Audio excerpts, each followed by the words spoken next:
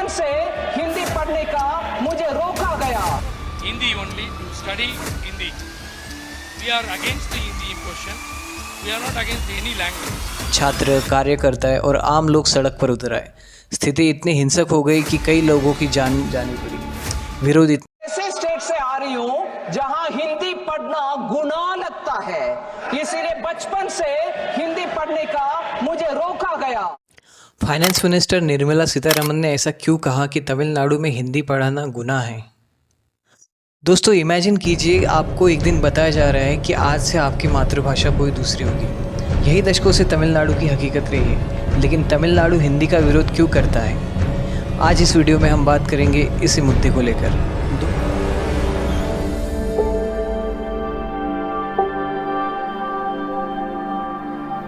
तो इस मुद्दे को जानने से पहले हमें जाना होगा 1937 में, जब सी राजगोपालाचारी मद्रास प्रेसिडेंसी के लीडर बने तो उन्होंने स्कूलों में हिंदी अनिवार्य कर दी।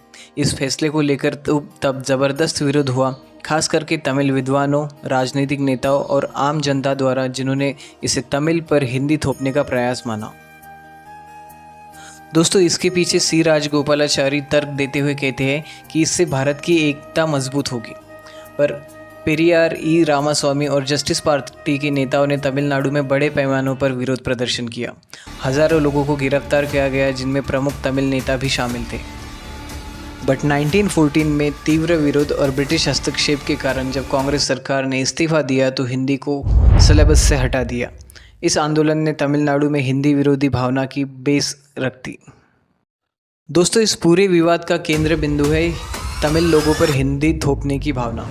तमिलनाडु इंडिया के सिर्फ उन गिने चुने राज्यों में से है जहां हिंदी बहुत कम रूप से बोली जाती है और लोग अपनी तमिल भाषा को ज़्यादा प्रायोरिटी देती है।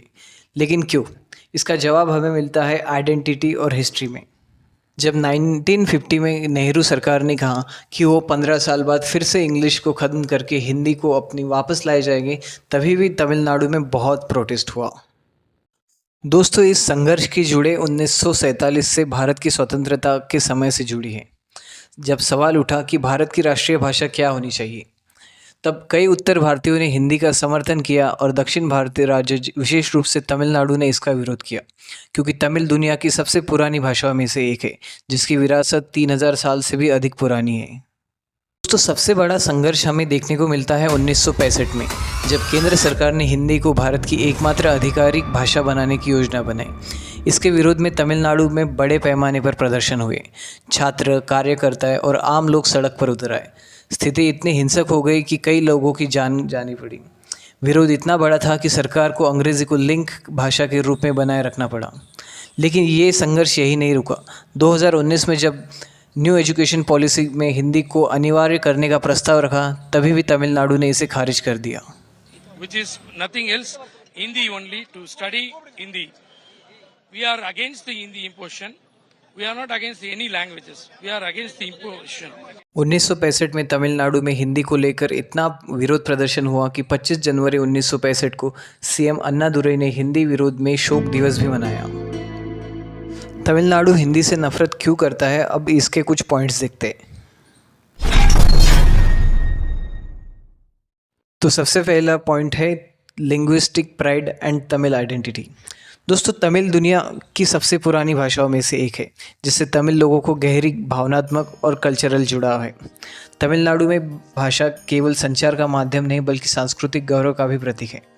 हिंदी को थोपने की किसी भी कोशिश को तमिल पहचान पर हमला माना जाता है। इसलिए तमिल साहित्य, इतिहास और परंपरा को बनाए रखना राज्य की पहली प्राथमिकता है। इसलिए तमिल लोग तमिल को आत्मसम्मान और गर्व की भाषा के रूप में देखते हैं। Number 2, imposition versus choice. दोस्तों, तमिलनाडु में भाषा को खुद की चॉइस से सीखने का समर्थन किया जाता है, न कि ज़बरदस्ती थोपने का। कई लोगों को लगता है कि हिंदी को ज़बरदस्ती थोपने से उनके राइट्स का उल्लंघन हो रहा है। तमिल जनता का ये मानना है कि भाषा सीखना एक पर्सनल डिसीजन हो सकता है। तमिलनाडु में 1937 और 1960 के दशक में बड़े पैमानों पर हिंदी विरोधी आंदोलन हुए। 1937 में सी राजगोपालाचारी के हिंदी थोपने के प्रयासों का कड़ा विरोध हुआ। 1965 में केंद्र सरकार द्वारा हिंदी को ऑफिशियली लैंग्वेज बनाने की कोशिश के खिलाफ भी हिंसक प्रदर्शन तमिलनाडु में देखने को मिले। इन आंदोलन के कारण ही हिंदी को जबरन लागू करने की जो योजनाएं हैं वो सफल हो गई। तमिल जनता आज भी इन आंदोलनों को अपनी सांस्कृतिक स्वतंत्रता की जीत मानती है। दोस्तों, तमिलनाडु के लोग इंग्लिश को हिंदी से ज़्यादा प्रैक्टिकल और फेयर मानते हैं। उनका मानना है कि इंग्लिश सीखने से ग्लोबल जॉब अपॉर्चुनिटीज़ बढ़ जाती है, जबकि हिंदी सिर्फ कुछ राज्यों में ही यूज़फुल है। अगर हिंदी को ज़्यादा इम्पोर्टेंस दी जाए तो नॉन हिंदी स्पीकर्स को जो है वो डिसएडवांटेज हो सकता है। इंग्लिश सभी राज्यों के लिए एक न्यूट्रल कम्युनिकेशन लैंग्वेज है, जिससे कोई भी पीछे नहीं रहता। इसलिए तमिलनाडु इंग्लिश को एक फेयर एंड इक्वल चॉइस मानता है, जबकि हिंदी इम्पोजिशन को अनफेयर समझता है। दोस्तों, तमिलनाडु में हिंदी इम्पोजिशन सिर्फ भाषा का मुद्दा नहीं बल्कि पॉलिटिकल एजेंडा भी है। द्रविडियन पार्टीज जैसे डीएमके ने हमेशा एंटी हिंदी स्टांस लिया है, क्योंकि वो इसे नॉर्थ डोमिनेशन की कोशिश मानते हैं। वे कहते हैं कि सेंट्रल गवर्नमेंट हिंदी को ज़्यादा प्रमोट करके रीजनल लैंग्वेजेस को ख़त्म कर रहे हैं। सेल्फ रिस्पेक्ट मूवमेंट और द्रविडियन आइडियोलॉजी ने तमिल पहचान को मजबूत किया है और हिंदी ओपोजिशन को एक बहुत बड़ा मुद्दा बना दिया है। इसलिए तमिलनाडु में हिंदी इम्पोजिशन सिर्फ भाषा नहीं बल्कि एक पॉलिटिकल एंड कल्चरल रेजिस्टेंस का भी हिस्सा रहा है। तो तमिलनाडु का फ्यूचर क्या हो सकता है? क्या तमिलनाडु कभी हिंदी को अपनाएगा? इसका जवाब आसान नहीं है। आज के युवा एक से अधिक भाषाएं सीखने के लिए तैयार है, लेकिन तमिल को छोड़े बिना। टेक्नोलॉजी भी इस परिस्थिति को बदल रही है। ऐप्स, एआई असिस्टेंट और सरकारी नीतियां अब तमिल भाषा का समर्थन कर रही है। तमिलनाडु ये साबित कर रहा है कि हिंदी के बिना भी राष्ट्रीय और ग्लोबल लेवल पर सफलता प्राप्त की जा सकती है। दोस्तों, भाषा सिर्फ कम्युनिकेशन का एक मीडियम नहीं बल्कि ये पहचान भी है।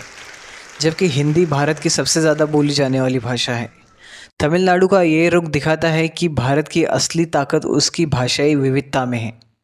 दोस्तों, इस पूरे मुद्दे पर आपका क्या विचार है? क्या सैकड़ों से ज़्यादा भाषा बोलने वाले हिंदुस्तान में सिर्फ एक भाषा होनी चाहिए?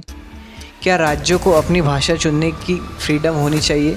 हमें कमेंट करके ज़रूर बताएं। अगर वीडियो पसंद आया हो तो वीडियो को लाइक, शेयर और चैनल को सब्सक्राइब ज़रूर कीजिए। मैं मिलूँगा आपसे अगले वीडियो में, तब तक के लिए धन्यवाद। जय हिंद, जय महाराष्ट्र।